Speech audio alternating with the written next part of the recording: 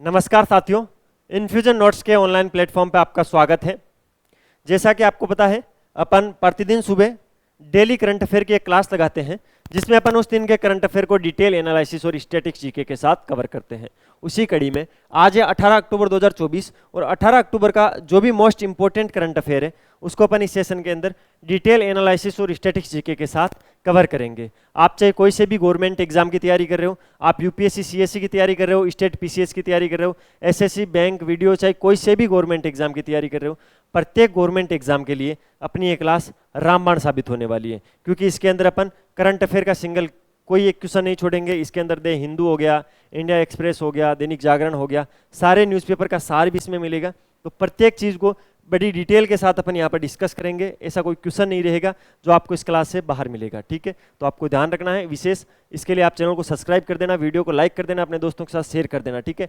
Bell वाला icon press कर दोगे तो आपको नोटिफिकेशन मिलते रहेंगे क्लास के और मुझे मोटिवेशन मिलता रहेगा। इसके अलावा इस क्लास की पीडीएफ चाहिए तो वो मैं बता दूंगा। इस क्लास की पीडीएफ कहाँ मिलेगी? इस क्लास की पीडीएफ इंपॉर्टेंट है क्योंकि पीडीएफ के अंदर स्टैटिक्स के बहुत सारे फैक्ट फ्री ऑफ कॉस्ट मिलती है। ये पीडीएफ ये कैसे मिलेगी, कहाँ मिलेगी, अभी अपन उस पर भी चर्चा कर लेते हैं। चलिए आज पहले इस क्लास को शुरू करते हैं। आज की क्लास क्या है? पहला क्वेश्चन क्या है? दूसरी बार हरियाणा के मुख्यमंत्री के रूप में किसने शपथ लिए? भाई कल हरियाणा के अंदर मंत्रिमंडल बन गया है और कल मुख्यमंत्री के रूप में हरियाणा में शपथ हुई थी, ठीक है। अभी ये किसकी सरकार बनी है, किसने, बीजेपी ने बहुमत हासिल किया है। पहले कांग्रेस कर रही थी लेकिन पता नहीं फिर जिस दिन चुनाव में गणना हुई उस दिन पता नहीं क्या हुआ और बीजेपी ने अपनी सरकार बनाई है और दूसरी बार हरियाणा में मुख्यमंत्री पद की शपथ ली है नायब सिंह सैनी ने, ठीक है। ध्यान रखना है, नायब सिंह सैनी। ये अनिल विज जो है ना, ये भी बीजेपी से इनको मंत्रिमंडल में शामिल किया गया है, पता होना चाहिए आपको। और ये जो अनिल विज है ये बहुत ही मस्त मोला आदमी है, ठीक है। जिस दिन वो चुनावों की गणना हो रही थी उस दिन इनके बार बार इनके इंटरव्यू आ रहे थे, ठीक है। ये अंबाला से हैं, अंबाला से भी वर्तमान में विधायक हैं, अंबाला से विधायक हैं अनिल विज। और किनको मुख्यमंत्री बनाया दूसरी बार? तो नायब सिंह सैनी, नायब सिंह सैनी को बनाया गया है। देखो इसके अंदर कल जो यहाँ के हरियाणा के राज्यपाल हैं, आप जानते हो मैंने आपको कई बार बताया है, बंडारू दत्तात्रेय। कौन है? बंडारू दत्तात्रेय। नाम बड़ा अजीबोगरीब है लेकिन याद रखना एग्जाम के अंदर ऐसे नाम ही पूछे जाते हैं, ठीक है।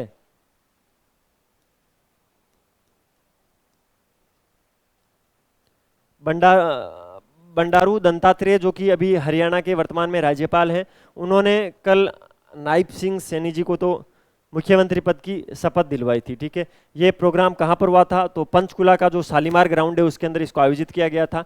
इस समारोह के अंदर 13 विधायक ऐसे थे जिनको कैबिनेट और राज्य मंत्री के रूप में शपथ दिलवाई थी, ठीक है। अब किसको क्या क्या विभाग मिलेगा वो अपन आगे की क्लास में चर्चा करेंगे, अभी इसमें कोई क्लियर नहीं है, ठीक है। जिसके अंदर मैं नाम बताऊँ तो मैं अनिल विज हैं, कृष्णलाल पंवार हैं, विपुल गोयल हैं, ऐसे कद्दावर नेताओं को इनमें शामिल किया गया है।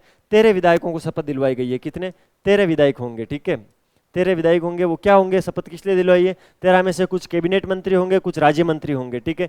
अब किसको कौन सा डिपार्टमेंट दिया जाता है अभी वो तय नहीं हुआ। केवल 13 विधायकों को कैबिनेट मंत्री और राज्य मंत्री के रूप में शपथ दिलवाई है, ठीक है। पंचकुला का जो शालीमार ग्राउंड है वहां पर कर ये प्रोग्राम हुआ था जिसमें नायब सिंह सैनी को दूसरी बार हरियाणा के मुख्यमंत्री के रूप में शपथ दिलवाई थी बंडारू दत्तात्रेय ने, जो कि वर्तमान में क्या है, हरियाणा के राज्यपाल हैं, ठीक है। और इसके अंदर नेताओं में अनिल विज, कृष्णलाल पंवार, विपुल गोयल जैसे कद्दावर नेता शामिल थे। भाई अगले क्वेश्चन पे चलते हैं। 27वीं अखिल भारतीय वन खेल प्रतियोगिता कहां पर शुरू हुई है? इंपॉर्टेंट है भाई, 27वीं अखिल भारतीय वन खेल प्रतियोगिता। प्रतियोगिता के अंदर देखो ज्यादातर तो ओलंपिक हो गए, ठीक है। अलग अलग प्रतियोगिताओं में से कई बार जो छोटी प्रतियोगिताएं होती है उनमें से किसने क्या जीता वो नहीं पूछ के उनके लोकेशंस पूछ लेते हैं कि यहाँ पर ये हुई कहाँ पर, ठीक है। तो जो 27वीं अखिल भारतीय वन खेल प्रतियोगिता वो रायपुर के अंदर हुई थी, ठीक है। रायपुर क्या आप सब जानते हो, छत्तीसगढ़ की राजधानी है। छत्तीसगढ़ की राजधानी के अंदर 27वीं अखिल भारतीय वन खेल प्रतियोगिता शुरू हुई है, ठीक है। कब से हुई है? कल से शुरू हुई है, 17 अक्टूबर से हुई है। कब से? 17 अक्टूबर से, कल से ही ये शुरू हुई है। क्रम पूछ ले तो आपको बता देना है, 27वें क्रम की है ये, ठीक है। इसके अलावा इसके अंदर क्या पूछा जा सकता है? इस खेल प्रतियोगिता का उद्घाटन किसने किया था? तो वर्तमान के अंदर छत्तीसगढ़ के मुख्यमंत्री है, उन्होंने किया था। छत्तीसगढ़ के वर्तमान मुख्यमंत्री कौन है? तो आप जानते हो, विष्णुदेव साय। कौन है? विष्णुदेव साय।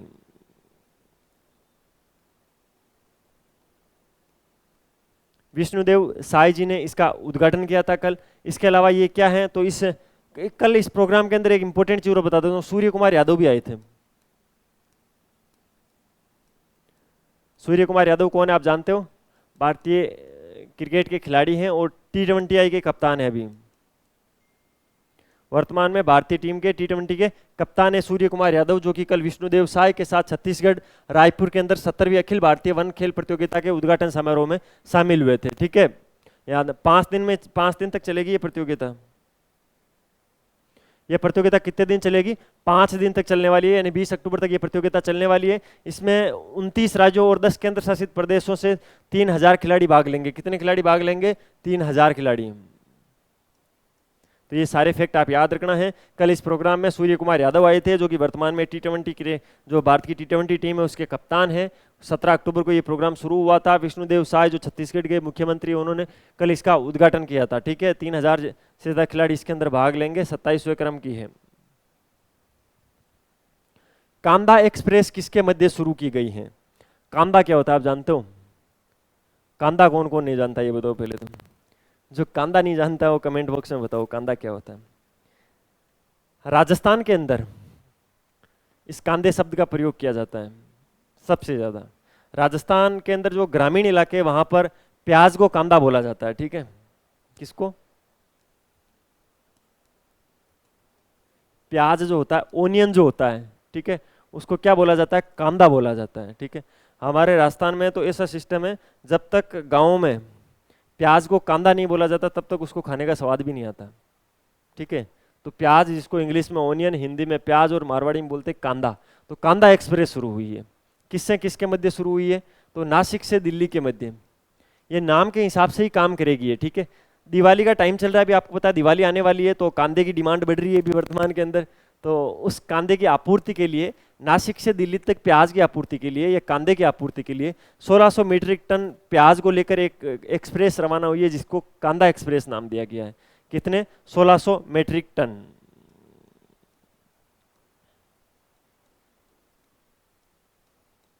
सोलह सौ मीट्रिक टन प्याज लेकर एक ट्रेन है जो नासिक से दिल्ली जा रही है, उसको कांदा एक्सप्रेस के नाम से शुरू किया गया।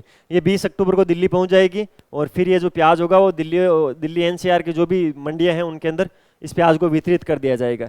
इसी के तर्ज पर लखनऊ, वाराणसी और जो पूर्वोत्तर भारत है, ठीक है, वहां पर और कांदे की जरूरत है, तो उसके लिए और अधिक कांदा एक्सप्रेस ट्रेन भेजने की योजनाएं बढ़ रही है, योजना चल रही है। तो ये बहुत ज़्यादा ट्रेन जब बल्क मात्रा में जाएगी तो ये क्वेश्चन पूछा जा सकता है, ध्यान रखना है। अभी तो दिल्ली, नासिक से दिल्ली के मध्य है, दिल्ली पहुंचेगी 20 तारीख को 1600 मीट्रिक टन लेकर प्याज लेकर एक ट्रेन, जिसको कांदा एक्सप्रेस नाम दिया गया है।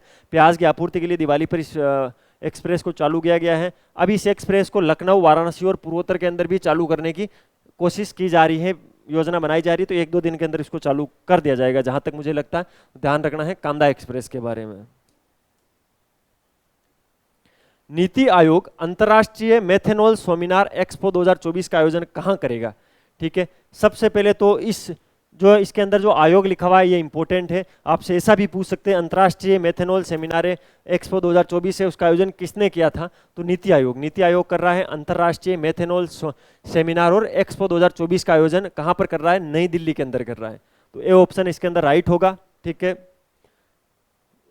अब ये नई दिल्ली के अंदर हो तो रहा है, 2 दिवस में होने वाली ये अंतर्राष्ट्रीय संगोष्ठी है, यानी 2 दिवस तक होगी ये अंतर्राष्ट्रीय संगोष्ठी और प्रदर्शनी है। ठीक है, मेथेनॉल क्या होता है आप जानते हो? इसके अंदर, इस कार्यक्रम के अंदर होगा क्या?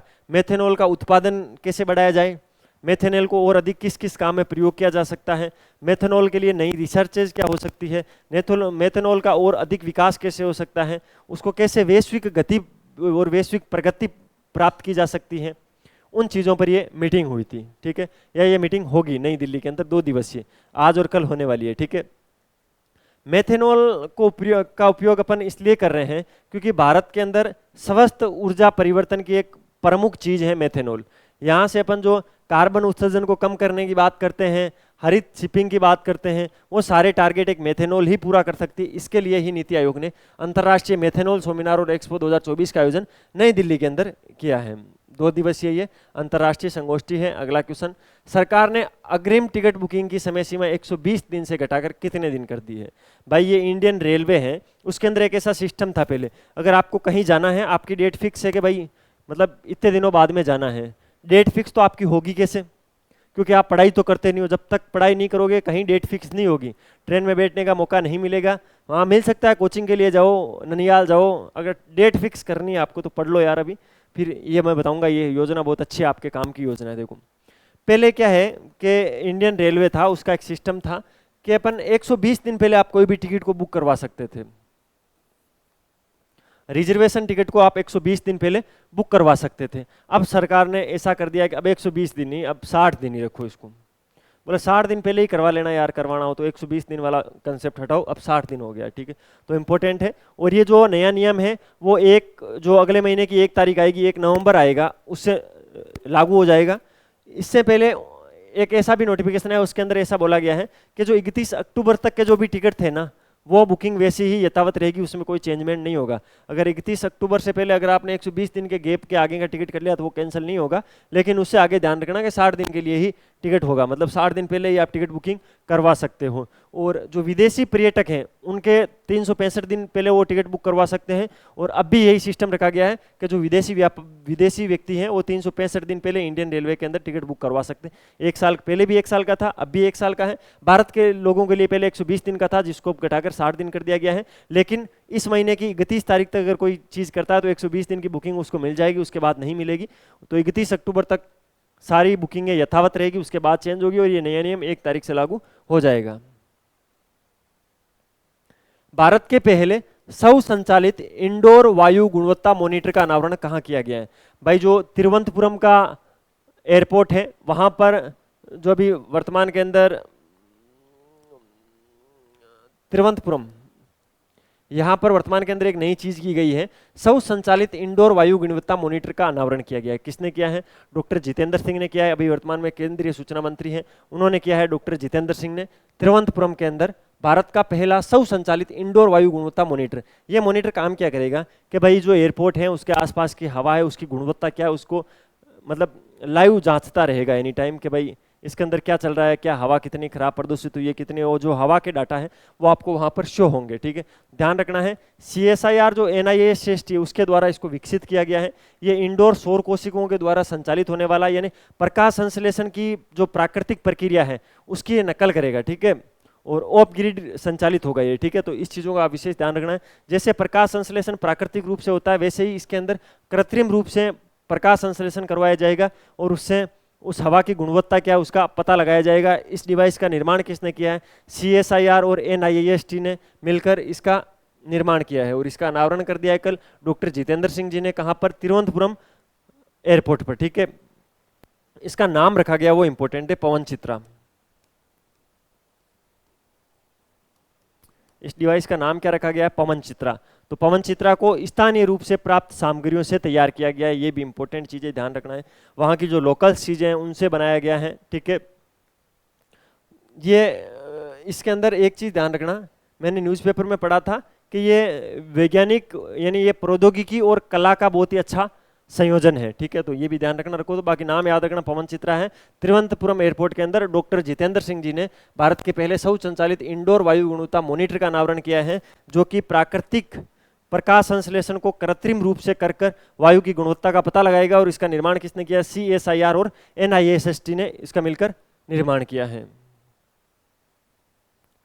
सरस आजीविका मेला 2024 का तीसरा संस्करण कहाँ चल रहा है? ध्यान रखना है, सरस आजीविका मेला का तीसरा संस्करण चल रहा है अभी वर्तमान में। कौन सा संस्करण चल रहा है? तीसरा। हरियाणा को लेकर मैंने एक क्वेश्चन पहले पढ़ा दिया है कि हरियाणा में लगातार दूसरी बार मुख्यमंत्री पद पर शपथ कौन लिए, और जो सरस आजीविका मेला उसका तीसरा संस्करण भी हरियाणा के अंदर चल रहा है, ठीक है। हरियाणा में कहाँ पर चल रहा है? तो गुरुग्राम के अंदर। गुरुग्राम तो सर बहुत बड़ा है, गुरुग्राम में कहाँ पर चल रहा है? तो गुरुग्राम में आपने एक जगह का नाम सुना होगा, लेजर वैली नाम से जगह है। तो लेजर वैली के अंदर गुरुग्राम हरियाणा के अंदर सरस आजीविका मेला 2024 का तीसरा संस्करण चल रहा है भाई, ठीक है। सबसे इंपॉर्टेंट लाइन तो यही है। इसके बाद 30 राज्यों के जो अलग अलग गांव हैं वहाँ 100 से अधिक महिलाओं ने वहाँ पर 450 से अधिक स्टॉल लगाए हैं, ठीक है। तो 30 राज्यों के 900 से अधिक गांवों के महिलाएं हैं, उन्होंने 450 वहाँ पर अलग अलग स्टॉल लगाए हैं, ठीक है। और इसको करवा कौन रहा है? सबसे इंपॉर्टेंट तो लाइन में यही मानता हूँ, पहले तो ये हुआ कहाँ, दूसरा इसका आयोजन कौन करवा रहा है? तो इसका आयोजन करवा रहा है राष्ट्रीय ग्रामीण विकास संस्थान जो है,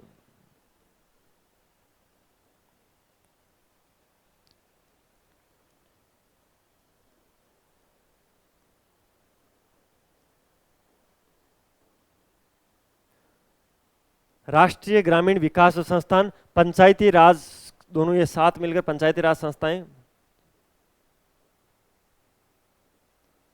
ये दोनों मिलकर क्या करवा रही है, तो इस मेले का आयोजन करवा रही है। सरस आजीविका मेला 2024 का आयोजन करवा रही है। इसका तीसरा संस्करण है, हरियाणा के गुरुग्राम के लेजर वैली के अंदर इसको आयोजित किया जा रहा है। अगला क्वेश्चन, गृह मंत्रालय में विशेष सचिव के रूप में किसे नियुक्त किया गया है, तो भाई ध्यान रखना है प्रवीण विशिष्ट। प्रवीण विशिष्ट को कल नई नियुक्ति दे दी है। ये गृह मंत्रालय के विशेष सचिव यानी आंतरिक सुरक्षा के विशेष सचिव के रूप में इनको नियुक्त किया गया। वर्तमान में गृह मंत्री अमित शाह और इनके कार्यालय के अंदर नए सचिव के रूप में प्रवीण वशिष्ठ को नियुक्ति किया गया है। ठीक है, तो आपको एक चीज, दो तीन चीजें ध्यान रखनी है। इनको क्यों लगाया गया, पहले जो थी शिवगामी सुंदरी नंदा थी, उनको क्यों हटा दिया गया है, तो 31 दिसंबर को आपको बताना चाहिए उनको सेवानिवृत्त किया जाएगा। ठीक है, कौन, शिवगामी सुंदरी।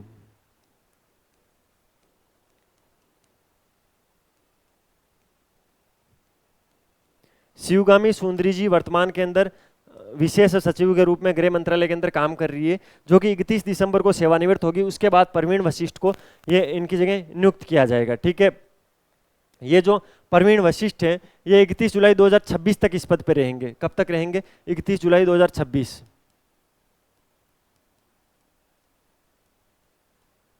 अभी वर्तमान के अंदर जो ये प्रवीण जी हैं वो किस पद पर हैं वो भी आपको पता होना चाहिए, क्योंकि कई बार इनका पुराना पद भी पूछ लेते हैं। वर्तमान के अंदर ये जो गृह मामले हैं उनके अतिरिक्त सचिव के रूप में कार्यरत है। ठीक है, और 1991 बैच के IPS अधिकारी हैं बिहार कैडर के। ठीक है, तो ये फैक्ट आप विशेष तौर से ध्यान में रखना, ये सारी चीजें कभी कभार क्वेश्चन आ जाता है। हाल ही में किस बैंक ने सिंगापुर में पहली शाखा खोली, अपनी पहली शाखा है वो सिंगापुर में किस बैंक ने खोली है हाल ही के अंदर, हाल ही में क्या, कल ही खोली है। आप बताओ भाई कौन सी बैंक हो सकती है, जल्दी से कमेंट बॉक्स में बताओ, फिर मैं बताता हूं। जो HDFC बैंक है, HDFC बैंक ने सिंगापुर में अपनी पहली शाखा खोल ली है। सिंगापुर का जो मौद्रिक प्राधिकरण है उसमें थोक बैंकिंग लाइसेंस प्राप्त करते हुए HDFC ने सिंगापुर में अपनी पहली शाखा का कल ही उद्घाटन किया था। ठीक है, शाखा का उद्घाटन किसने किया था, कौन मुख्य अतिथि के रूप में कौन आए थे, तो अंतर्राष्ट्रीय बैंकिंग समूह के जो राकेश सिंह है, जो अंतर्राष्ट्रीय बैंकिंग समूह के प्रमुख है वर्तमान में राकेश सिंह, वो यहाँ पर आए थे। इसके साथ ही HDFC की अंतर्राष्ट्रीय परिचालन में अब टोटल 5 शाखाएं हो गई, यानी HDFC के पांच ऐसी शाखाएं HDFC के पास जो अंतर्राष्ट्रीय प्रबंधन का काम करती है। ठीक है, अंतर्राष्ट्रीय परिचालन के लिए काम करती है 5 शाखाएं। कहाँ कहाँ पर है, एक हांगकांग के अंदर है, एक बहरीन के अंदर है, एक दुबई के अंदर है, और एक नई सिंगापुर के अंदर कल खुली है, और एक गुजरात के अंदर भी है। ठीक है, तो ये 5 जगह हैं, ध्यान रखना है विशेष तौर से। ये 5 जगह मैंने कौन सी बताई है, ये HDFC के अंतर्राष्ट्रीय परिचालन की शाखाएं हैं। पहले 4 थी, अब 5वीं शाखा खोल ली है सिंगापुर में HDFC ने। इस प्रोग्राम के अंदर मुख्य अतिथि कौन थे, तो अंतर्राष्ट्रीय बैंकिंग समूह के प्रमुख राकेश सिंह थे। ठीक है, तो ये चीजें आप ध्यान रखना, ये भाई इंपॉर्टेंट चीज अब देख लो, ये एग्जाम में पूछी जाएगी, इसीलिए मैंने इसका क्वेश्चन भी नहीं बताया, मैं सीधी सीधी चीजें बता देता हूँ। उच्चतम न्यायालय ने नई न्याय की देवी की प्रतिमा का अनावरण किया है। तो जो उच्चतम न्यायालय है, सुप्रीम कोर्ट है, उसने न्याय की देवी की प्रतिमा का अनावरण किया है। नई न्याय की देवी की प्रतिमा, बताइए इस प्रतिमा में क्या चेंजमेंट हुआ वो अपन देखेंगे। नई न्याय की देवी की प्रतिमा की आंखों से जो बंधी हुई पट्टी थी उसको हटा दी गई है, और तलवार की जगह पर संविधान को स्थापित किया गया है, जो संवैधानिक कानून के तहत समानता पर केंद्रित है। क्या है आपको मैं आगे बताऊंगा, इसको पढ़ लो आप एक बार। न्यायाधीश, अभी जो भारत के मुख्य न्यायाधीश है DY चंद्रचूड़ के द्वारा शुरू किया गया ये परिवर्तन संवैधानिक कानून के तहत समानता के लिए न्यायपालिका की प्रतिबद्धता को दर्शाता है। अब आते हैं मेन चीज पे, दिख रहा है बस, न्याय की देवी की मूर्ति बदली गई है।